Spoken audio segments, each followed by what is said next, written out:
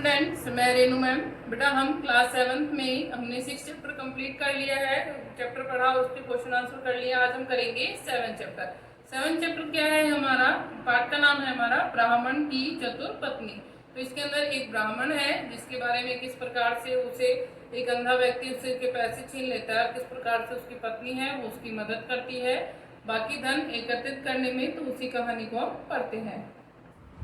तो कहानी है बेटा हमारी ब्राह्मण की चतुर पत्नी। इस पाठ में 3 अत्यंत चालाक नेत्रहीन व्यक्तियों का धन के प्रति मोह दर्शाया गया है, जो नेत्रहीन होते हुए भी धोखा देने से नहीं चूकते। इस कथा से हमें यह शिक्षा मिलती है कि बुराई का परिणाम कभी हितकर यानी अच्छा नहीं होता और सच्चाई की सदैव जीत होती है। तो इस कहानी में 3 जो नेत्रहीन व्यक्ति हैं उनके बारे में बताया गया है तथा इसमें हमें शिक्षा मिलती है कि जो बुराई है उसका परिणाम कभी भी हितकर यानी अच्छा नहीं होता है और सच्चाई है उसकी सदैव जीत होती है। प्राचीन समय में वस्तुओं के मूल्य बहुत कम होते थे तथा 100 रुपये की धनराशि भी बहुत बड़ी मानी जाती थी। तो ये प्राचीन समय की कहानी है कि प्राचीन समय में वस्तुओं का मूल्य बहुत कम होते थे तथा 100 रुपये की धनराशि है वो भी बहुत बड़ी मानी जाती थी। उस समय में एक नगर में एक निर्धन ब्राह्मण रहता था। अपने भूखों मर रहे परिवार को निर्धनता से मुक्त कराने हेतु उसने भक्ति का मार्ग यह सोचकर अपनाया कि शायद उसका भाग्य उस पर दया करे। तो उसका परिवार की गरीब था, तो उसका परिवार भूखा मर रहा था, तो उसने इसलिए उनको गरीबी से बचने के लिए उसने क्या करा, उसने भक्ति का मार्ग अपनाया। तो वो भगवान की भक्ति करने लगा कि शायद भगवान उस पर दया कर दें और उसका भाग्य बदल जाए। संयोगवश उसे सफलता मिल गई तथा एक दिन किसी धनाढ्य यानी धनवान व्यक्ति ने प्रसन्न होकर उसे 100 रुपये दान में दे दिए। और संयोगवश की उसको सफलता मिल गई भगवान की पूजा करके। किसी दिन एक धनवान व्यक्ति उसको मिला और उसने उसको 100 रुपये दे दिए। ब्राह्मण के हर्ष की सीमा न रही। हर्ष यानी खुशी। तो ब्राह्मण है, उसकी खुशी की कोई सीमा नहीं रही। उसने इस राशि का 10वां भाग दान में देने की सोची और उसको जब 100 रुपये मिले तो उसने सोचा कि मैं जो 100 रुपये है उसका 10वां भाग दान में दे दूंगा। 10वां भाग से मतलब हो गया यहाँ पर 10 रुपये कि किसी को भी दान में दे दूंगा। कुछ ही समय में एक नेत्रहीन भिखारी उसके सामने से गुजरा और थोड़ी समय बाद देखता है कि कोई नेत्रहीन भिखारी था जो उसके सामने से जाता है। ब्राह्मण ने 1-1 रुपये की 10 मुद्राएं उसके हाथ में रख दी। तो ब्राह्मण ने जैसा कहा था कि वो अपने इस राशि का 10वां भाग वो देगा किसी गरीब को या निर्धन को, तो उसने 10 मुद्राएं हैं वो ब्राह्मण उसके नेत्रहीन के भिखारी के हाथ में रख दी। अंधा भिखारी प्रसन्न हो उठा क्योंकि उसने उन दिनों तो 1 पैसा भी भीख में मिलना कठिनाई से मिलता था। तो भिखारी है वो बहुत प्रसन्न हो गया क्योंकि 1 पैसा भी भीख में मिलना बड़ी मुश्किल था। उसके मन में यह विश्वास पूर्णतः घर कर गया कि यह दाता अवश्य ही पर्याप्त धनवान व्यक्ति है। तो उसको लगा कि ये कोई पैसे वाला व्यक्ति है जिसने मुझे 10 रुपये दिए हैं। अतः उससे पूछे बिना रहा ना गया। वह बोला, श्रीमान, एक अभागे भिखारी पर इतनी बड़ी कृपा के क्या कारण है? तो उसने आखिर में पूछ ही लिया कि एक भिखारी के ऊपर इतनी कृपा करने का क्या कारण है। तब वो कहता है, बाबा, मैंने 40 दिन तपस्या की, फलतः एक सेठ ने मुझे 100 रुपये दान में दिए और मैंने उसका 10वां भाग दान में देने का प्रण ले रखा था। कि वो सेठ है जो ब्राह्मण है वो बता देता है उसको कि मैंने तपस्या की थी और तपस्या के बाद में मैंने कहा था कि मुझे जो भी धन मिलेगा मैं उसका दान किसी को दान में दे दूंगा। अतः मैंने 10 रुपये आपको दे दिए। ब्राह्मण ने उत्तर दिया, श्रीमान, मैंने 100 रुपये की धनराशि कभी सुनी है और न ही कभी छूकर देखी है। यदि आप यह धनराशि एक बार मेरे हाथ पे रख दे तो आपका बड़ा उपकार होगा। भिखारी ने प्रार्थना की। तो भिखारी था वो चालाक था, नेत्रहीन था वो चालाक था। उसने कहा कि मैंने ना 100 रुपये की राशि कभी नहीं देखी, ना कभी छूकर देखा, तो आप एक बार मेरे हाथ पर इसको रख दो। ब्राह्मण था वो अत्यंत ही सरल स्वभाव का व्यक्ति था, यानी वो सीधा था। उसने शेष 90 रुपये वाली पोटली भिखारी के हाथ में दे दी। भिखारी उसे बार बार टटोलता रहा। अंत में उसने अपनी कांख में दबाकर रख लिया। और अंत में क्या करा, उसने उसको जो पैसे थे उनको कांख में दबाकर रख लिया। ब्राह्मण ने उस पोटली को लौटने के लिए लौटाने के लिए कहा तो भिखारी उससे झगड़ा करने लगा। और जब ब्राह्मण ने कहा कि वो पैसे मेरे हैं, मुझे वापस दो, तो भिखारी है वो उससे लड़ने लग गया, झगड़ा करने लग गया। अतः जब ब्राह्मण ने पोटली छीनने की चेष्टा की तो भिखारी ने शोर मचा दिया। और जब ब्राह्मण अपनी पोटली भिखारी से लेने लगा तो भिखारी ने शोर मचा दिया, यह व्यक्ति मुझसे मेरे सारे जीवन की धन भी छीन रहा है, अतः मुझे बचाइए। और वो चिल्ला चिल्ला के कहने लगा कि ये जो व्यक्ति है वो मुझसे अपनी सारी धनराशि छीन रहा है, मुझे बचाओ। पल भर में वहाँ लोगों की भीड़ एकत्रित हो गई। भीड़ में से एक व्यक्ति आगे आकर भिखारी से बोला, इस पोटली में कितनी राशि है? तो वहाँ पर लोगों की भीड़ इकट्ठी हो गई और फिर किसी एक व्यक्ति था, वो आकर बोला कि इसमें कितनी राशि है? 90 रुपये भिखारी ने उत्तर दिया। और भिखारी ने बता दिया कि 90 रुपये। अब उसने तो ये सोच के पूछा कि जिसके पैसे होंगे उसी को पता होगा कि पोटली में कितने रुपए हैं, लेकिन जो ब्राह्मण था वो बता चुका था कि इसके अंदर 90 रुपये, इसलिए भिखारी ने आराम से उत्तर दे दिया। पोटली की राशि गिनने पर 90 रुपये ही निकले, अतः सारी भीड़ ब्राह्मण के पीछे पड़ गई। उसे वास्तविकता यह सबके समक्ष रखी तो किसी ने भी उस पर विश्वास नहीं किया। फलतः वह हताश यानी निराश होकर घर लौट आया। फिर किसी ने भी उसकी बात का विश्वास नहीं किया और वो निराश होकर घर आ गया। आज आप कुछ अधिक दुखी दिखाई रहे हैं, क्या बात है? ब्राह्मण की पत्नी ने पूछा। तो ब्राह्मण की पत्नी ने पूछा कि क्या बात है, आज आप कुछ ज़्यादा दुखी दिखाई दे रहे हैं।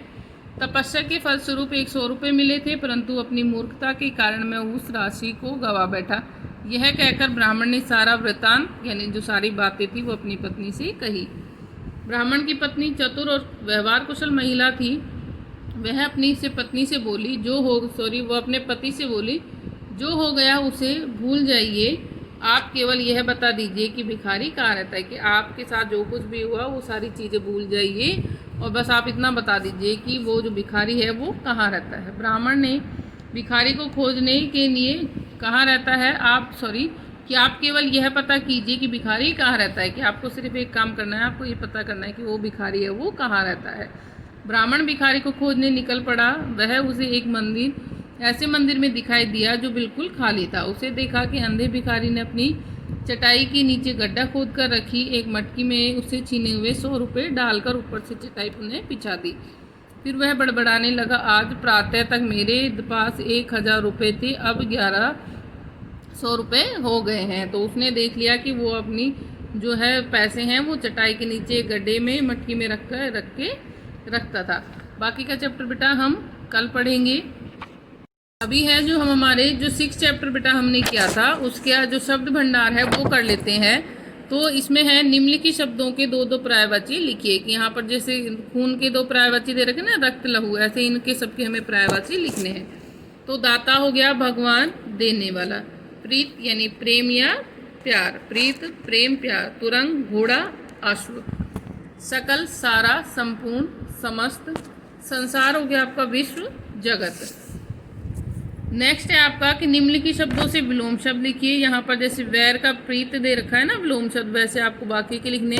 तो स्वर का विलोम हो गया नर्क, बड़ा का छोटा, निर्मल का मलिन, और पुराना नया, खुशी दुख। फिर है निम्नलिखित शब्दों से संज्ञा बनानी है हमें। बड़ा से बड़प्पन, निर्मल से निर्मलता, चाकर से चाकरी, देखन से देख, निंदक से निंदा और दास से दासता। आगे है निम्नलिखित शब्दों से विशेषण बनाइए। यहाँ पर कुछ शब्द दे रखे हैं, इनसे हमें विशेषण शब्द बनाने हैं। जैसे खून से खूनी, निंदा से निंदक, छाया से छायादार, कुल से कुलीन, संसार से सांसारिक, स्वर्ग से स्वर्गीय।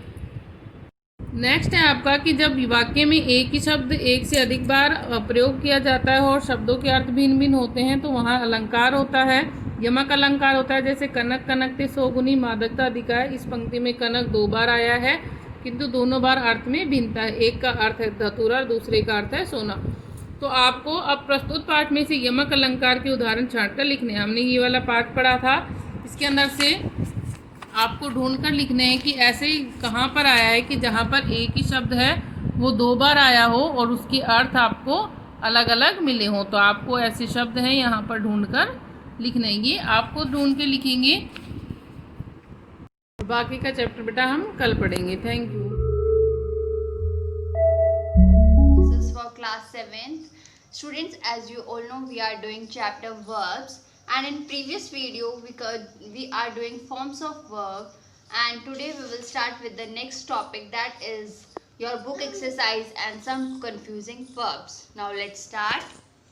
Student, as you all know, yesterday we discussed about the weak verbs, strong verbs, and on the basis of these we are having a weak verbs list. I hope you all read all these weak verbs which are given on the page number 59, and we are having some another one. Here are also on the page number 60 we are having some more weak verbs as you see here, and B is the strong verbs which you have to read it on your own, and these verbs are going to use in the exercises, so you have to read all these verbs. In C part we are having some verbs do not change in any form of the three present, past and past participles.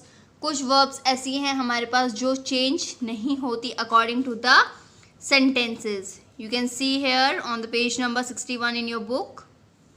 This is C part. And on the basis of verbs we are having this book exercise also. Just look at this. Complete this passage by using the correct form of the verbs given in the brackets. So let's start with the book exercise. In this book exercise, what you are going to do, you have to complete this passage by correcting the verbs which is given in the bracket according to the sentences. So let's start.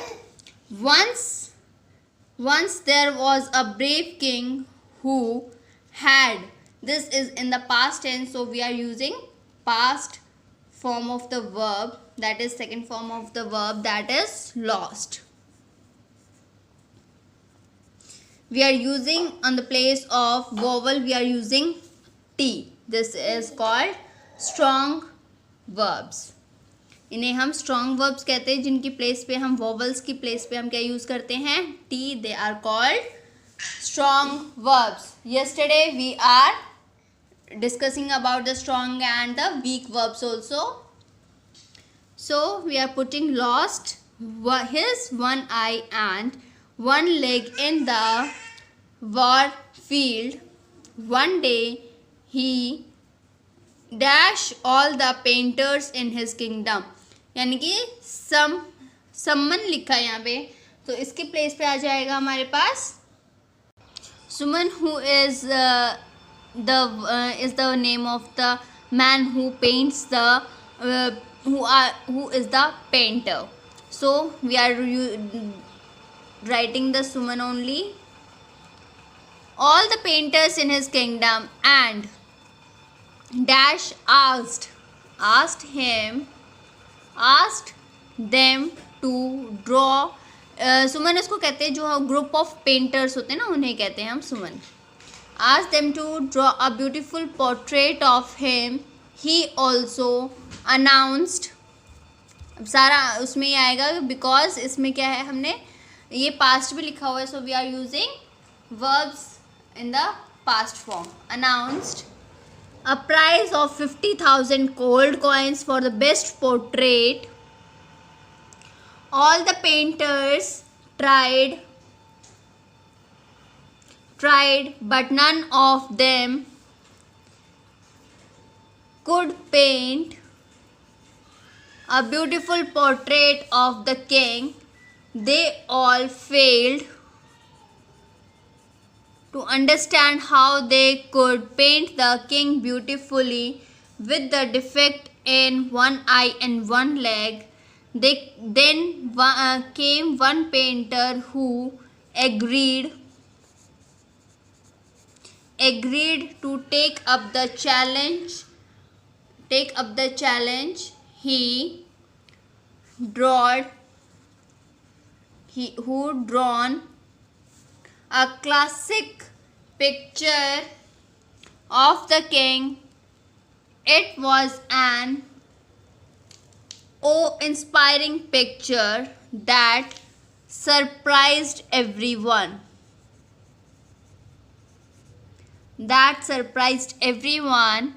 he had painted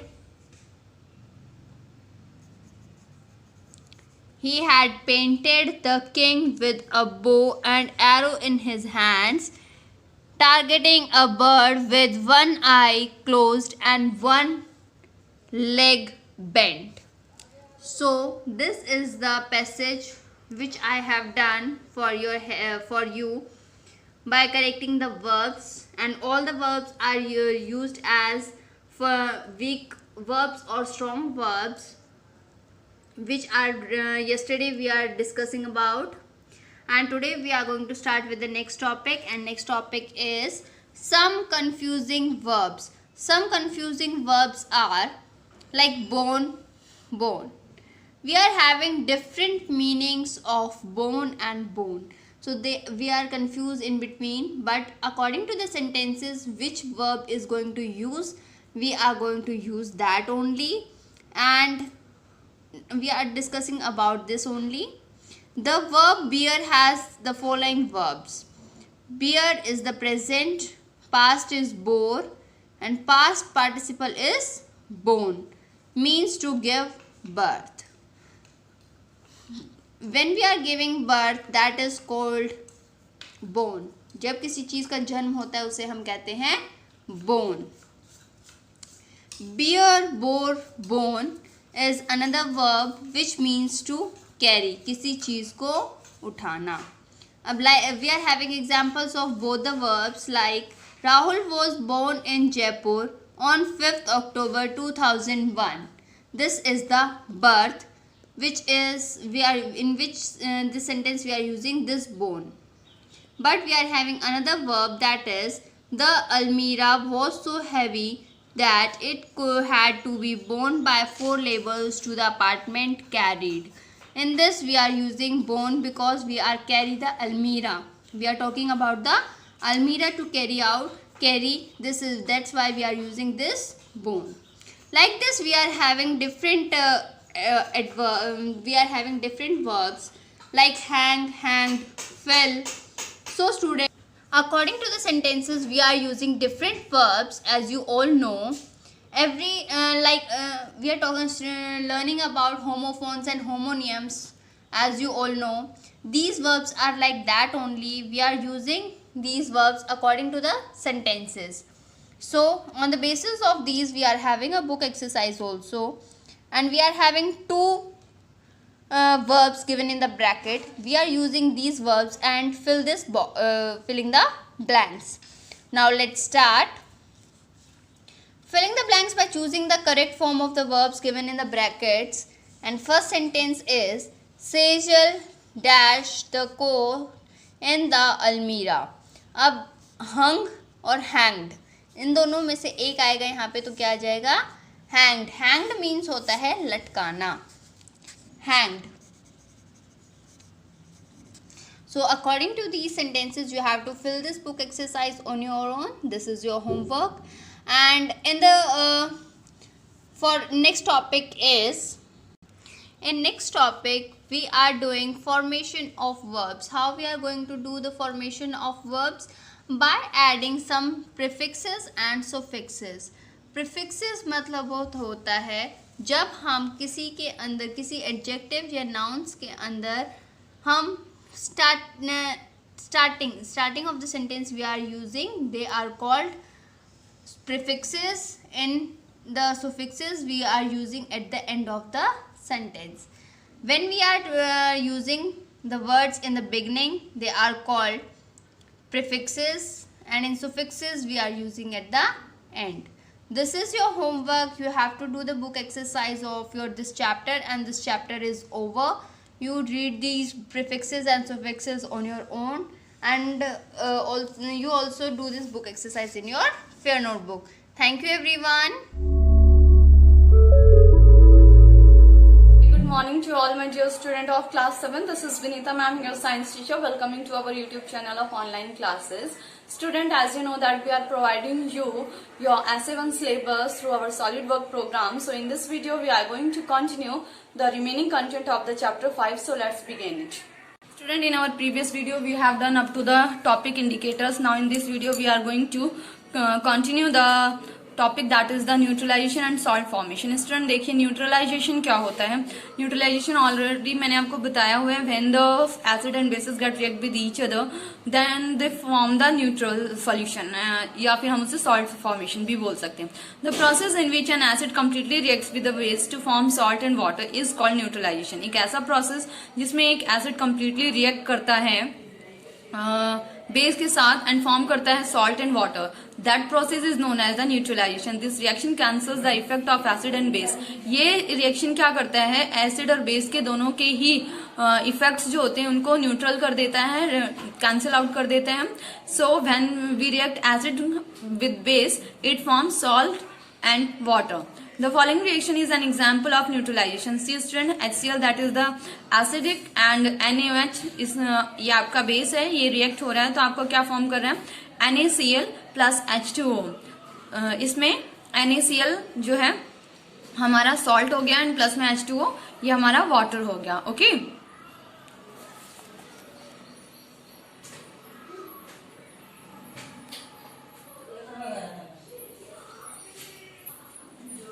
and next student आपका देखिए, जब hydrochloric acid react करता है sodium hydroxide के साथ common salt और water form करता है। ये आपका जो नीचे दिया हुआ आपने एग्जाम्पल देखा था उसी का ही मेंशन किया हुआ है। Hydrochloric acid is a strong acid. Hydrochloric जो है वो एक स्ट्रॉन्ग एसिड होता है and it burn the skin, ये हमारी स्किन को जला सकता है। Sodium hydroxide is also a strong base that is harsh on the skin. And जो सोडियम हाइड्रोक्साइड होता है स्टूडेंट वो भी बहुत हार्श होता है, हमारी स्किन को हार्श नुकसान पहुंचा सकता है। But sodium chloride form as product of neutralization reaction between them is perfectly safe to eat. But जब ये सोडियम क्लोराइड बन गया, जब इस सोडियम ने जाकर के क्लोरीन के साथ रिएक्शन किया तो ये एक न्यूट्रलाइजेशन सॉल्यूशन फॉर्म कर देता है, मीन्स ये न्यूट्रलाइजेशन प्रोडक्ट फॉर्म करता है and that product is safe to eat. ये प्रोडक्ट हमारे लिए खाने में बहुत ही इजी होता है, सेफ होता है, हम इसे इजीली खा सकते हैं, मीन्स हमें कोई नुकसान नहीं पहुंचाएगा। Some more example of neutralization reaction are, ये देखिए आपको बहुत सारे न्यूट्रलाइजेशन रिएक्शन के एग्जांपल्स दिए हुए हैं student. 2NaOH that is sodium hydroxide when get reacted with the sulphuric acid it form the sodium sulphate and water. ये हमारा सोडियम सल्फेट फॉर्म करता है प्लस में वाटर।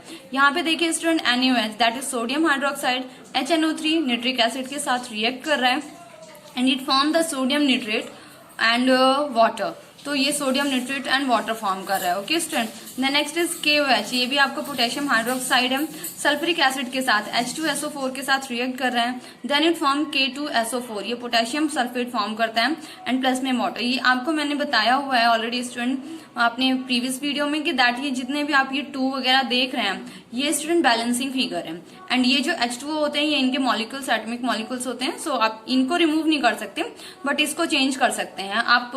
ओके सो आप ये फॉर्मूलाज आप लर्न करेंगे थ्रू योर टेक्स्ट बुक, भी आप देख सकते हैं अपने टेक्स्ट बुक से भी and from this video. Okay next in neutralisation in everyday life. Neutralisation process हमारे एवरीडे लाइफ में देखिए कैसे होता है। The process of neutralisation of acid and base is very useful in our daily life. हमारी daily life में बहुत ही यूजफुल होता है। Some common application of neutralisation in everyday life are as follow. Firstly दिया हुआ है देखिए कि हमारी जो डेली लाइफ में न्यूट्रलाइजेशन किस तरीके से हमारी हेल्प करता है, किस तरीके से हम न्यूट्रलाइजेशन को देख सकते हैं, मीन्स ये प्रोसेस भी हमारी डेली लाइफ में से एग्जाम्पल्स टेक ऑन लिए गए हैं। First one is indigestion. देखिए इंडाइजेशन एक ऐसा प्रोसेस होता है स्टूडेंट कि इसमें हमारी जो बॉडी है उसमें जो फूड हमने लिया होता है वो कम्प्लीटली डाइजेस्ट नहीं होता है एंड उसकी वजह से कुछ हमें प्रॉब्लम्स होती हैं। अवर स्टमक कंटेन हाइड्रोक्लोरिक एसिड, आपको पता है मैंने HCl बताया हुआ है कि हमारे स्टमक में रहता है। It helps in digestion process में हेल्प करता है।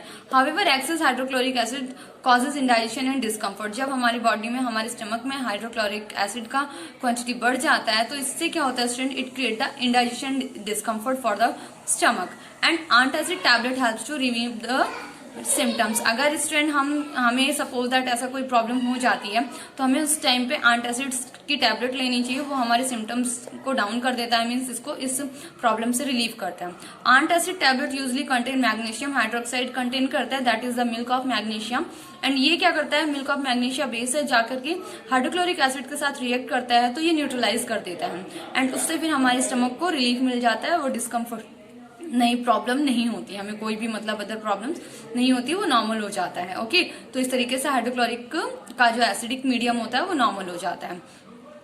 The next was ant sting. आपने देखा होगा चींटी काट लेती है स्टूडेंट। तो देखिए क्या होता है, when an ant bite us we have pain with an itchy feeling. हमें खुजली होती है एंड वहां पे बहुत ज्यादा दर्द होता है। The area become red and inflamed, जलने लगता है वो एरिया और रेडिश कलर का हो जाता है। This is due to the formic acid present in the ant sting. ये इसलिए होता है स्टूडेंट क्योंकि जो हमारी आंट होती है उनकी स्टिंग में, उनके जो डंक होते हैं उसमें फॉर्मिक एसिड प्रेजेंट होता है। The effect of acid is neutralise by the immediately rubbing with a base like most sodium baking soda, sodium hydrogen carbonate और कैलामाइन सॉल्यूशन जिंक कार्बोनेट। तो ये जो स्टिंग है जब काट लेती है चींटी, तो हमें क्या करना चाहिए, किसी भी बेस के मॉइस्ट मटेरियल से लाइक बेकिंग सोडा हो सकता है या फिर कैलामाइन सॉल्यूशन, इनसे आपको क्या करना चाहिए, उसको रब कर लेना चाहिए, तो वो न्यूट्रलाइज कर देगा। बिकॉज ये आंट की जो स्टिंग होती है उसमें फॉर्मिक एसिड होता है और ये बेस है। जब आंट बेस और एसिड रिएक्ट करते हैं तो वो न्यूट्रलाइजेशन फॉर्म करते हैं।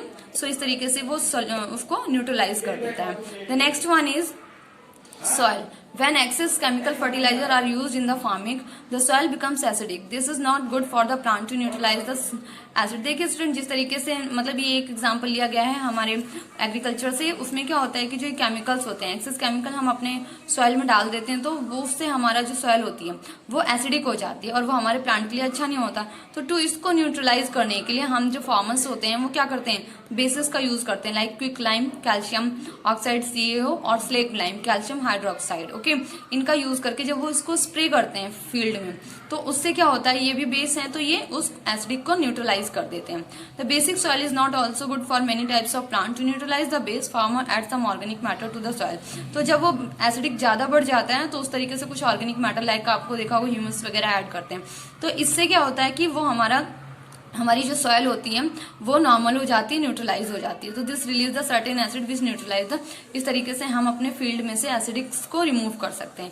The next is student factory effluent. Factory effluent देखिए क्या होता है, मैनी फैक्ट्री वेस्ट, बहुत सारी फैक्ट्रीज होती हैं वो अपना वेस्ट डायरेक्ट वाटर बॉडीज में रिमूव कर देती हैं और वो एसिडिक होता है नेचर में, हमारे वाटर को पोल्यूट करता है। They harm the fish and other aquatic life, जितनी भी वहां पे फिश वगैरह एक्वेटिक एनिमल होते हैं उनको हार्म, नुकसान पहुंचाता है। Factory waste must be neutralise by adding basic substance before allowing them to enter the water bodies. तो इससे हमें क्या करना चाहिए कि उनको वाटर बॉडीज में थ्रो करने से पहले उसमें कुछ बेसिक सब्सटेंस को ऐड करके तब उसमें वाटर बॉडीज में वो डालना चाहिए, जिससे कि क्या होगा कि वो न्यूट्रलाइज हो जाएगा। So student, these were the content that relate to the neutralisation and salt formation that we have completed our today's content. Let's do our homework. Student, this is your today's homework that you have to write in your fair notebook. Long question number 5. What do you mean by the indigestion? Indigestion का topic मैंने just अभी आपको explain किया कि indigestion क्या होता है and इसको किस तरीके से रिमूव किया जा सकता है, क्योर कैसे किया जा सकता है. The next is explain the uses of various salt. Salts क्या होते हैं, डिफरेंट सॉल्ट्स के एंड उनके एग्जाम्पल्स, उनके यूजेस दिए हुए हैं स्टूडेंट, आपको बताना है.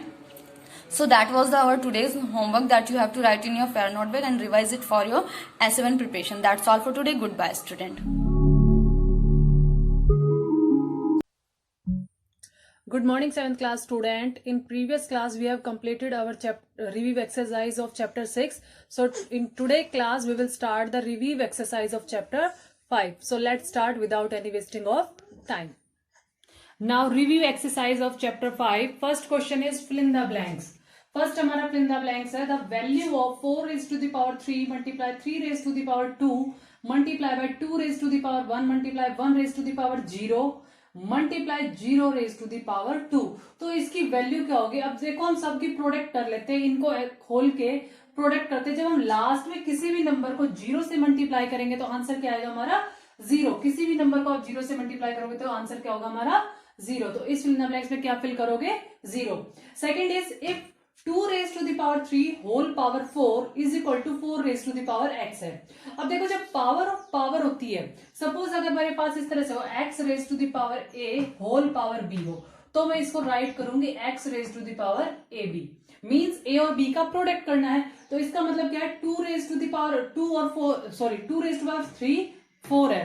तो 3 और 4 की क्या हो जाएगी, प्रोडक्ट हो जाएगी. तो प्रोडक्ट जब हम करेंगे तो क्या आएगा आंसर 3 4 जा 12. तो x की वैल्यू क्या हो जाएगी मेरे पास, x की यहाँ पे देखो, यहाँ पे हो गया हमारे पास 2 raised to the power 3 whole power 4 is equal to 4 raised to the power x है. तो इसको तो मैं राइट करूंगी 2 raised to the power 12 और यहां मैं राइट करूंगी 4 को मैं राइट करूंगी 2 raise to the power 2x, क्योंकि जब हमारा बेस सेम हो जाएगा तो हम इन एक्सपोनेंट को कंपेयर कर सकते हैं। अब हम इन एक्सपोनेंट को कंपेयर करते हैं। 2x is equals to 12 where x is equals to 12 upon 2 means 6। तो आंसर क्या आ गया मेरे पास 6। तो इस फिल इन द ब्लैंक्स में क्या पुट करेंगे हम 6। आई होप आपको ये समझ आ गया। पावर ऑफ पावर को मल्टीप्लाई कर लिया है। अब हमें बेस सेम करना था, यहाँ 2 और यहाँ 4 है, तो 4 को राइट कर सकते हैं 2 का स्क्वायर, और यहाँ पे x है तो उसके साथ मल्टीप्लाई हो जाएगा, 2 raise to the power 2x हो गया है। अब हमने एक्सपोनेंट को इक्वेट कर लिया, 2x is equal to 12 where x is equal to 12 by 2 is equal to 6। तो इसका आंसर क्या आ गया हमारे पास 6 आ गया है। Next fill in the blanks, third fill in the blanks क्या है हमारे पास, थर्ड हमारे पास the value of m is 4 by 5 raise to the power 3 divided by -4 by 5 raise to the power 3 is equals to -1 raise to the power 3m। अब देखो दोनों हमारे बेस सेम है, 4 बाय 5 और 4 बाय 5, सिर्फ सिंबल का चेंज है -1। तो अब देखो अगर मैं इनको एक्सपोनेंट में करती हूँ, हमारे पास रूल क्या होता है, अगर मेरे पास x अपोन में y हो या फिर कोई भी हो, तो जब हम डिवाइड करते हैं तो हमारी एक्सपोनेंट क्या होती है, सब्ट्रैक्ट होती है, लेकिन हमारे बेस सेम है, हमारी एक्सपोनेंट सेम है, तो मैं इनको डिवाइड करूंगी तो 1 हो जाएगा। तो इट मींस इसको राइट कर सकते हैं -1 raise to the power 3 is equal to -1 raise to the power 3m। अब दोनों के बेस हमारे सेम हो गए, बेस सेम हो गए तो पावर को मैं क्या करूंगी, इक्वेट कर लूंगी। 3 इज इक्वल टू 3m है, तो 3 इज इक्वल टू 3m है, तो where m is equal to क्या आएगा, 3 by 3 is equal to m हो जाएगा, यानी कि m की वैल्यू क्या आ गई है 1। तो हम इस फिल इन द ब्लैंक्स में क्या पुट करेंगे, m की वैल्यू आ गई है मेरे पास 1। तो इस तरह से आपको करना है। अब इसके बाद हमारा fourth fill in the blanks है। Fourth fill in the blanks में क्या है, the power notation of 3 by 2 multiply by 3 by 2 multiply by 3 by 2 multiply 3 by 2 again 6 time हमें दिया हुआ है, तो इसकी पावर नोटेशन क्या हो जाएगी, पावर नोटेशन जब हम करेंगे तो कितने टाइम्स राइट है वो हमें पावर लिखनी होती है, 1 2 3 4 5 6, यानी कि 3 by 2 raise to the power 6 इसका आंसर हो जाएगा हमारा। नेक्स्ट पार्ट करते हैं हम, फिफ्थ पार्ट। फिफ्थ पार्ट है the value of bracket curly bracket 1 by 2 raised to the power 3 curly bracket close 3 इसकी पावर 3 है, कर्ली ब्रैकेट के ऊपर पावर हमारी 2 है और लार्ज ब्रैकेट पे पावर हमारी -1 है। अब देखो ये पावर ऑफ पावर हो रही है, तो मैंने पिछले क्वेश्चन में बताया था जब पावर ऑफ पावर होती थी वो क्या होती है, मल्टीप्लाई होती है। तो अब देखो इनकी मल्टीप्लाई करो, 3 2 जा 6 और 6 1 जा 6 हो जाएगा, तो आंसर क्या हो जाएगा इसका -6 हमारा इसका आंसर आ जाएगा। तो अब नेक्स्ट, नहीं सॉरी -6 नहीं आएगा इसका, देखो 3 2 जा 6 हो गया है, ये तो 6 हो गया, लेकिन -1 है तो हमें इस नंबर का रेसिप्रोकल कर देना पड़ेगा, तो यानी कि 2 रेज टू दी पावर 6 हो जाएगा। ये आंसर क्या हो जाएगा 2 रेज टू पावर 6, क्योंकि -1 है तो माइनस को पॉजिटिव करने के लिए हम अपने नंबर का रेसिप्रोकल कर देते हैं, जो हमारा बेस है उसका रेसिप्रोकल कर दिया। अब 2 को हम 6 टाइम राइट करते हैं, देखो 2 को मैंने 6 टाइम ऐसे राइट किया है, 2 3 4 5 6। अब ये देखो 2 2 जा 4 4 2 जा 8 8 2 जा 16 16 2 जा 32 एंड 32 2 जा 64। तो जो राइट आंसर आएगा वो आएगा हमारा 64। तो इस फिल इन द ब्लैंक्स में क्या पुट करेंगे हम, 64 पुट करेंगे। नेक्स्ट क्वेश्चन है हमारा मैच द फॉलोइंग। हमें मैचिंग करनी है, x raise to the power a multiply x raise to the power b है, तो जब हमारा बेस सेम होता है तो पावर क्या हो जाएगी हमारी ऐड हो जाती है, यानी कि x हमारा एज इट इज रहेगा, पावर को हम ऐड कर देंगे, यानी कि x raise to the power a plus b। तो अब हमें यहाँ देखना मैचिंग करनी, तो हमारा फर्स्ट का आंसर क्या हो जाएगा, हमारा c हो जाएगा, x raise to the power a plus b।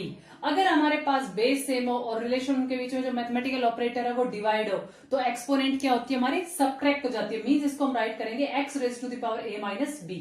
तो ये राइट हो जाएगा यहाँ पे x raise to the power a minus b। अब देखो पावर ऑफ पावर है, पावर ऑफ पावर क्या होती है हमारी मल्टीप्लाई, तो ये हो जाएगा हमारा d x raise to the power ab। अब देखो x raise to the power a multiply y raise to the power a। जब देखो एक्सपोनेंट सेम हो और बेस अलग अलग हो तो बेस की प्रोडक्ट कर देंगे, एक्सपोनेंट को अकेला रख देंगे, तो इसका हो जाएगा x y raise to the power a, यानी कि एक्स वाई की होल पावर a हो जाएगी, तो इसका आ जाएगा b। अब a raise to the power 0 है, किसी की भी पावर 0 होती है तो उसकी वैल्यू क्या होती है, हमेशा 1 आती है। a raise to the power 0 होगा तो उसकी वैल्यू 1 हो जाएगी। तो ये हमारे मैच द कॉलम कंप्लीट हो गए हैं। फर्स्ट क्वेश्चन हो गया है, थर्ड क्वेश्चन हमने कर लिया, सेकंड क्वेश्चन हमारा ट्रू फॉल्स है, वो भी करते हैं अब हम। नेक्स्ट क्वेश्चन नंबर 4 है, पहले हम 4 क्वेश्चन कर रहे हैं। इवेलुएट आपको पढ़ना है। -13 रेज टू दी पावर 4 हमारे पास राइट है, तो इसको आप कैसे राइट करोगे, 13 को 4 टाइम राइट कर दोगे तो माइनस है। अब देखो पावर क्या है, इवन नंबर में पावर अगर होती है तो वो क्या चेंज हो जाता है, हमारा साइन प्लस हो जाएगा। अगर यह पावर ओड होती तो हमारा साइन माइनस ही रहता। तो आप इसको 4 time -13 multiply -13 multiply by -13 multiply by -13 right करोगे। अब इसकी आप 4 टाइम्स मल्टीप्लाई कर दो, 13 जब 169 होता है, फिर इसका 13 एंड अगेन 13 जहां पे करेंगे तो हम इसका आंसर आ जाएगा 28,561। अब देखो minus minus plus, plus minus minus, again minus minus plus, तो साइन क्या होगा, प्लस का ही रहेगा, जो हमें लगाने की जरूरत नहीं होती है। नेक्स्ट हमारे पास है -3/4 रेज टू दी पावर 5 है, तो अब इसको कैसे राइट करोगे, 5 टाइम राइट कर देंगे 3/4। अब देखो यहाँ पे पावर क्या है, ओड नंबर में है, तो हमारा रिजल्ट भी क्या आएगा, नेगेटिव ही आएगा।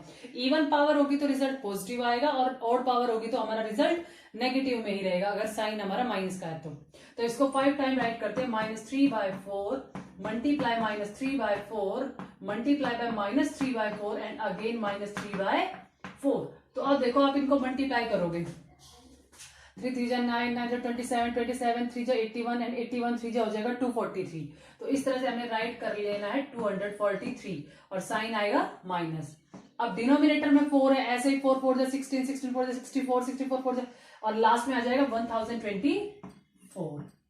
तो आपको इस तरह से राइट करना है। जो क्वेश्चन नंबर 4 है उसके मैंने ए और बी पार्ट आप लोग को करा दिए, आप इसका सी और डी पार्ट खुद ट्राई करोगे।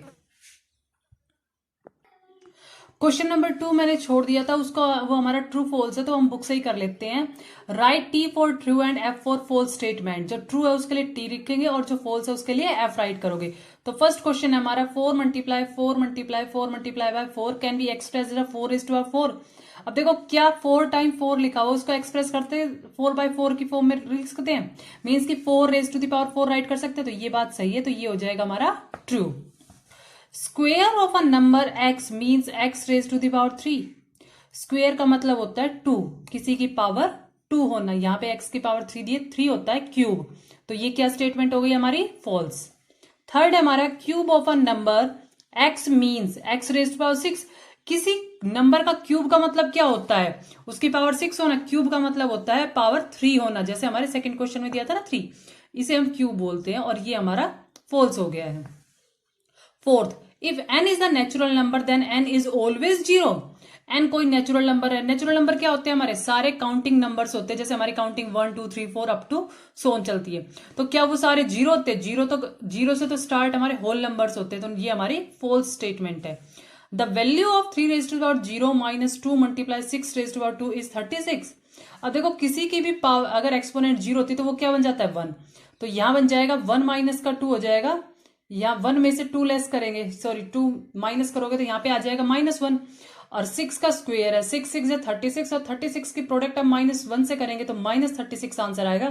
तो ये भी क्या है, फॉल्स स्टेटमेंट है। तो हमने क्या ऑब्जर्व करा, ओनली फर्स्ट हमारा ट्रू था, बाकी सारे हमारे फॉल्स आए हैं। तो आप क्वेश्चन नंबर 1 2 3 4 कंप्लीट करेंगे। Thank you.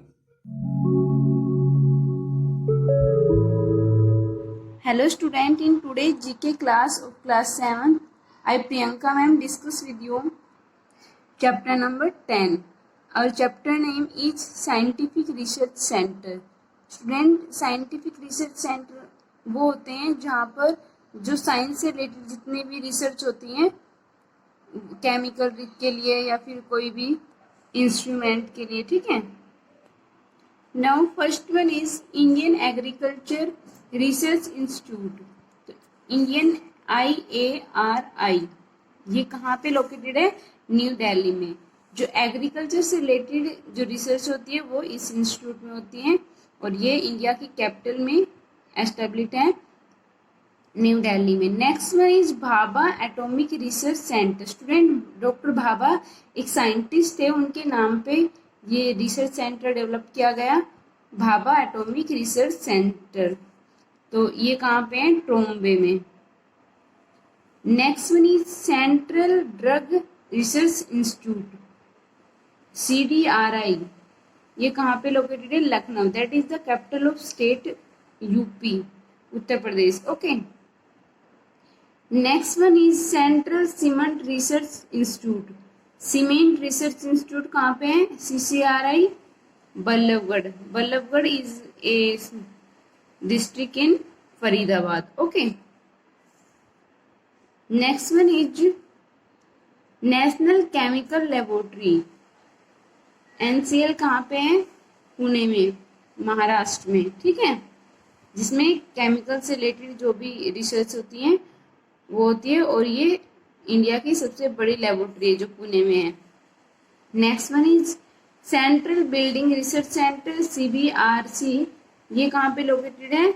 रुड़की, जहाँ IIT रुड़की है वहीं पे ये सेंटर है, CBRC। Next one is 7th number पे Indian research cancer research centre. Student, cancer एक बहुत ही डेंजरस डिजीज है। इसका जो ट्रीटमेंट है अगर टाइम पे नहीं होता है तो ये जो पेशेंट होता है उसकी डेथ भी हो सकती है इससे। तो इस जो इंस्टीट्यूट में जो कैंसर से रिलेटेड जितने भी डिजीज वाले पेशेंट होते हैं उन सब का रिसर्च किया जाता है। मीन्स कि ये किस रीजन से होती है, क्या क्या इसके सिम्टम्स है, इस तरह से। और इसकी जो है दवा भी बनाई गई है। इस इंस्टीट्यूट ने इस जो दवा है उसका डेवलपमेंट किया, इंडियन RCRC। तो ये कहाँ पे है? बॉम्बे में, मुंबई में। ये सबसे बड़ा सेंटर है कैंसर का इंडिया में। Next one is Indian Institute of petroleum. Petroleum का इंस्टीट्यूट कहाँ पे है? Dehradun. That is the capital of Uttarakhand. Next one is national metallurgical laboratory. जो मेटल से रिलेटेड जो भी जो न्यू इंस्ट्रूमेंट वगैरह बनाए जाते हैं वो कौन सी लेबोरेटरी है? जमशेदपुर में। ठीक है। Next one is central electrochemical research institute, CECRI। ये कहाँ पे है? Karaikudi. Next one is national environment engineering research institute. Environment से रिलेटेड जो भी इंजीनियरिंग होती है वो कौन सा सेंटर है? नागपुर। ये भी महाराष्ट्र में ही है। Next one is Indian Institute of Tropical Meteorology. ये कहाँ पे है? पुणे में। And next one is Central Scientific Instrument Organisation. ये कहाँ पे है? चेन्नई में। Next one is Central Fuel Research Institute, that is in Dhanbad. Next one is Central Fuel Research Institute, ये अभी बताया था, धनबाद में। Next one is National Aeronautical Laboratory. ये कहाँ पे है? बेंगलोर में। That is the capital of Karnataka state. So student, ये जो है आपके इंडिया के टॉप मोस्ट रिसर्च सेंटर है जिनमें डिफरेंट टाइप्स की रिसर्च की जाती हैं। Okay, that is the most important chapter. In this chapter, the question asked from in your essay exam like that, where is Indian Cancer Research Center is located? तो you can answer Mumbai. Okay, तो student ये आपको अच्छे से learn करना है chapter exam के लिए, और इनमें से MCQ भी आ सकता है या फिर मैचअप में भी कोई भी 5 आ सकते हैं, तो आपको इनको अच्छे से लर्न करना है। Morning students, welcome to our online classes. This is for class 7. In previous class we read our 5th chapter of history, architecture as power. In this chapter we read about Wallis, Fort, Haveli, and today we continue our class with the topic tombs. Tombs का मतलब होता है गुम्बद. Many magnificent tombs belonging to the medieval period can still be seen in India. कि India के अंदर बहुत सारे tombs देखने को मिलते हैं आज भी। Sher Shah tomb in Sasaram is placed on a square platform in the middle of flowing water. कि जो जो शेरशाह टॉम्ब है वो सासाराम के अंदर है और एक स्क्वायर प्लेटफॉर्म के ऊपर बना हुआ है बहते हुए पानी में। Since the time of Akbar, many Persian influences can be seen in these tombs.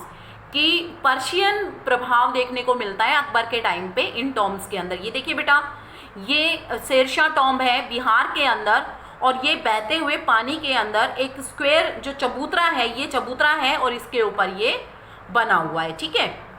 He also brought many craftsmen from Persia to work on the monument built during his reign. कि उसने बहुत सारे क्राफ्टमैन्स बुलाए, शिल्पकार बुलाए पर्सिया से monuments, buildings बनाने के लिए, यहाँ पे बहुत सारी इमारतें बनाने के लिए अपने टाइम में। Humayun's tomb built under Akbar has a central dome, कि हुमायूं का किला, हुमायूं का जो गुम्बद था वो अकबर के टाइम में बनाया गया था और एक मध्य टॉम था। The double dome made of inner and outer shells is another Mughal creation, कि जो डबल डोम था वो एक इनर और आउटर शेल्स की, एक अंदर से और एक बाहर से, मतलब दो आवरण थे उसके, ये भी मुगल के टाइम की एक अच्छी क्रिएशन थी। The tomb is octagonal in shape and is placed inside a tomb, कि जो टॉम था वो ऑक्टेगनल था शेप के अंदर और इसके अंदर था। अब है Shah Jahan the engineer king. Shah Jahan को इंजीनियर किंग के नाम से भी जाना जाता है। Mughal architecture reached its zenith under Shah Jahan, कि शाहजहां के टाइम में जो आर्किटेक्चर है, जो शिल्पकला है, वो चरम पर पहुंच गई थी या स्वर्ग में पहुंच गई थी। ये देखिए, ये जामा मस्जिद दिल्ली का एक आर्किटेक्चर ही है, आप देख सकते हैं इसको। He constructed many architectural masterpieces in marble, some of which are the city of शाहजहाबाद, कि इन्होंने आर्किटेक्चरल बहुत सारे मास्टरपीसेस बनाए, बहुत अच्छे अच्छे इन्होंने बनवाई इमारतें मार्बल में, और जिनमें से कुछ कहाँ पे है, शाहजहाबाद में है। लाल किला, मोती मस्जिद इन आगरा फोर्ट, लाल किला, शाहजहाबाद में लाल किला है और मोती मस्जिद है आगरा फोर्ट में। द जामा मस्जिद इन दिल्ली, दिल्ली में जामा मस्जिद है, और द ताजमहल इन आगरा, और आगरा के अंदर क्या है, ताजमहल है। Shahjahanabad the seventh city of Delhi was build as a new capital by Shah Jahan, कि शाहजहां के द्वारा शाहजहाबाद 7वीं सिटी बसाई गई थी दिल्ली के अंदर एक नई कैपिटल के रूप में। It construction began in 1638 CE and was completed in 1649 CE। इस शहर का निर्माण 1638 ईस्वी में स्टार्ट हुआ था और पूर्ण हुआ था 1649 ईस्वी में। It was a walled city build on the bank of river Yamuna, कि ये एक मतलब कि दीवारों से बनी हुई इमारत है, दीवारों से घिरी हुई इमारत है जो यमुना रिवर के किनारे पे बनी हुई है। एंड इट हैड 14 गेट्स, और इसके 14 दरवाजे हैं। Inside the city there were residences, mosque and market places including the famous Chandni Chowk. इसके अंदर क्या है, बहुत सारे रेजिडेंसेस, निवास के स्थान हैं, मॉस्क्यू हैं, मार्केट प्लेसेस हैं, जैसे कि चांदनी चौक। चांदनी चौक का नाम तो आप सभी ने सुना ही होगा। The Red Fort was also a part of Shahjahanabad, Lal Qila भी शाहजहाबाद का ही एक हिस्सा है। The Red Fort has 2 main gates, Red Fort के 2 मेन गेट हैं, which are the Delhi gate and the Lahore gate. एक कौन सा है, दिल्ली दरवाज़ा और एक लाहौर दरवाज़ा। The fort is rectangular in shape, कि फोर्ट जो है, किला जो है वो रेक्टेंगुलर है शेप में, and is surrounded on 3 sides by a moat and the river Yamuna run along the 4th side, कि 3 साइड से तो ये दीवारों से बना हुआ घिरा हुआ है और चौथी साइड से ये यमुना रिवर से घिरा हुआ है। दीवान आई आम, दीवान आई खास and Rang Mahal are some important buildings present inside the fort, कि इस फोर्ट के अंदर दीवान आई आम, दीवान आई खास और रंग महल कुछ महत्वपूर्ण इमारतें बनी हुई हैं। The royal family lived here till the middle of the 19th century, कि यहाँ पे जो शाही परिवार थे वो 19वीं शताब्दी के मध्य तक रहते थे। Jama Masjid the largest mosque in India was also a part of the city of Shahjahanabad. Jama Masjid जो एक बड़ा मॉस्क्यू है भारत का, वो भी शाहजहाबाद का ही एक पार्ट है। Built on a raised platform, the grandiose monument has its main entrance on the eastern side with a flight of stairs leading to the gate, कि ये जो बना हुआ है वो एक प्लेटफॉर्म के ऊपर बना हुआ है, और ये जो मोन्यूमेंट है ये मतलब इसके मेन एंट्रेंस जो है उसके ईस्ट साइड में स्टेयर्स बनी हुई हैं। The mosque is triple domed with domes made of white marble, कि इसमें 3 डोम्स बने हुए हैं। 3 इसके जो ऊपर, डोम का मतलब होता है बेटा जो ऊपर से छतरी जो गोल गोल गुंबद टाइप में होता है ना, उनको डोम बोलते हैं। ठीक है, जो आपको मैं अभी पिक्चर में दिखाऊंगी। तो इसके अंदर वाइट मार्बल से बने हुए 3 डोम्स हैं। The building is made mostly of red sandstone and had been inlaid with white marble, कि ये जो इमारत है वो मोस्टली रेड सैंडस्टोन से बनी हुई है और इसको वाइट मार्बल से भी बनाया गया है। The most famous monument build by Shah Jahan is the Taj Mahal, कि इनके द्वारा जो मोस्ट फेमस मोन्यूमेंट बनाया गया था, इमारत बनाई गई थी, वो ताजमहल है। The structure built in memory of his wife Mumtaz Mahal represents a grand fusion of Persian, Central Asian and Indian architecture, कि ये जो इमारत है ये उन्होंने अपनी पत्नी मुमताज महल के याद में बनवाई थी, जो एक ग्रेट फ्यूज़न प्रेजेंट करती है पर्शिया का, सेंट्रल एशिया का और भारतीय शिल्पकला का। The mausoleum took 20 years to complete, कि इसको कितने साल लगे थे कंप्लीट होने में? 22 साल लगे थे कंप्लीट होने में, फ्रॉम 1631 CE टू 1653 CE, कि 1631 ईस्वी में ये बनना स्टार्ट हुआ था और 1653 ईस्वी में ये बना था। It was build on a high marble platform, ये बना हुआ है हाई मार्बल प्लेटफॉर्म पे। The entire structure is made of marble and the dome is topped with an inverted lotus finial and a metallic pinnacle, कि जो डोम है, जो इसके ऊपर डोम बना, ये पूरा मार्बल से बना हुआ है। इसका जो डोम है वो एक lotus finial and a metallic pinnacle, कि जो इसका डोम बना हुआ है वो लोटस के टाइप में बना हुआ है और मेटालिक उसमें पाइनेकल लगे हुए हैं, मतलब कि मेटालिक का उसके जो चोटी है, मतलब उसके ऊपर जो एक चोटी बनी हुई है वो मेटालिक बनी हुई है। देखिए बेटा ये पिक्चर है। डोम किसको कहते हैं? ये जो गुंबद टाइप पे बना हुआ है इसको तो डोम बोलते हैं। और ये जो अभी हम लोटस की, इसमें लोटस की पत्तियों के टाइप में बनाई हुई है ये, और ये मेटालिक से बनी हुई है, इसी को पाइनेकल बोल रहे हैं यहाँ पे। देयर आर 4 सिलेंडर मिनरेट्स और pillar at 4 corner of the platform, कि इसके 4 कोनों पे 4 पिलर बने हुए हैं सिलेंड्रिक टाइप में। ठीक है।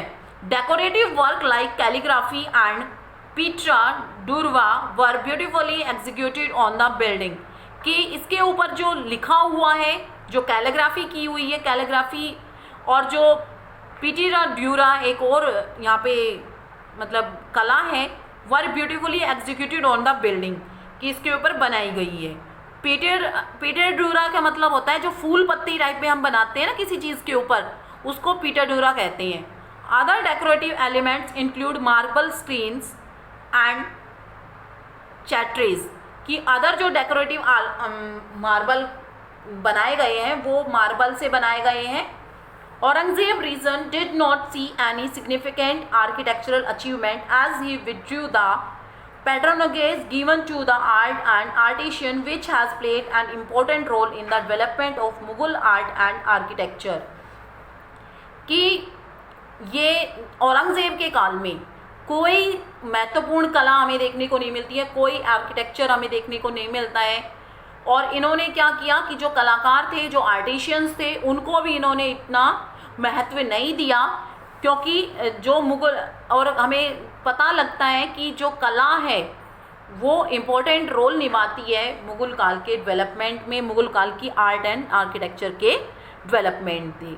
द मौसोलियम ऑफ राबिया उद दौरान इन औरंगज़ेब, द बादशाही मस्जिद इन Lahore and the Moti Masjid at Lal Qila in Delhi were some of the monuments build by Aurangzeb, कि औरंगज़ेब ने क्या क्या बनवाया? राबिया उद दौरान औरंगाबाद में बनवाया, सॉरी ये मैंने औरंगज़ेब बोल दिया था, औरंगाबाद है। द बादशाही मस्जिद लाहौर में बनवाया, मोती मस्जिद लाल किला दिल्ली में बनवाए। ये कुछ मोन्यूमेंट्स थे जो औरंगज़ेब के टाइम में बनाए गए थे। I hope students you understand the chapter very well. Read the chapter again. अगर बेटा आपको पढ़ने में कोई दिक्कत आती है तो आप उस लाइन को जो गूगल ट्रांसलेटर आता है उसको अपने फ़ोन में डाउनलोड कीजिए और उससे, या आप गूगल से कोई मीनिंग, क्योंकि चैप्टर इतने बड़े होते हैं, हर मीनिंग का पर्टिकुलर, हर वर्ड का पर्टिकुलर मीनिंग बताना यहाँ पे पॉसिबल नहीं होता है. तो आप उसको गूगल या गूगल ट्रांसलेटर से भी देख सकते हैं, हेल्प ले सकते हैं. ठीक है. Thank you. Have a nice day.